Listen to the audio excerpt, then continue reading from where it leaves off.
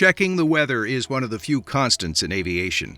All pilots do it, whether it's a trip around the pattern in a Cub or a trip across the Atlantic in a Gulf Stream. But merely getting a weather briefing isn't enough. It has to be a quality weather briefing to make the flight safer. So what exactly does a good briefing involve? Many pilots base the go, no-go decision on little more than the latest radar image and some METAR reports. While these are important, a good weather briefing goes much deeper than this.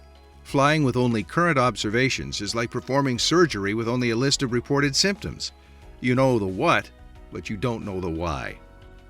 That's why a real weather briefing has to include a good understanding of the big picture. The first thing to ask yourself is, where are the lows? Low-pressure systems are weather makers, and for good reason.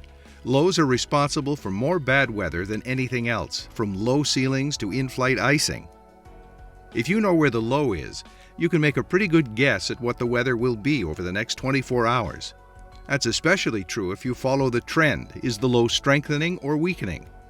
If the weather is forecast to be good VFR, but a strengthening low is moving in from the west, it's unlikely that'll hold. Next, locate the fronts and determine what they're doing. Fronts are prominent on prognostic charts, and for good reason. Next to lows, fronts are the most important weather feature for pilots to consider. A fast-moving cold front sweeping down into warm, moist air should have you thinking about thunderstorms, regardless of what the TAF says. Just remember that fronts don't go straight up from the surface, so it may be 100 miles west of its location on the surface analysis by the time you fly through it.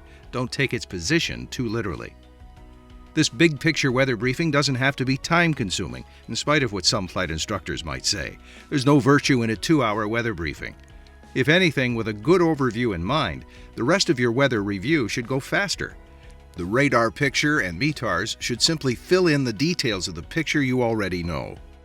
And once you have this overview in mind, you'll be much more informed as you fly a trip. You'll be able to read Mother Nature's signs and understand where your airplane is in relation to that surface analysis chart. Most importantly, you'll know when to be suspicious of a forecast and where your escape routes are. So take a moment to review those lows and fronts during your next weather briefing.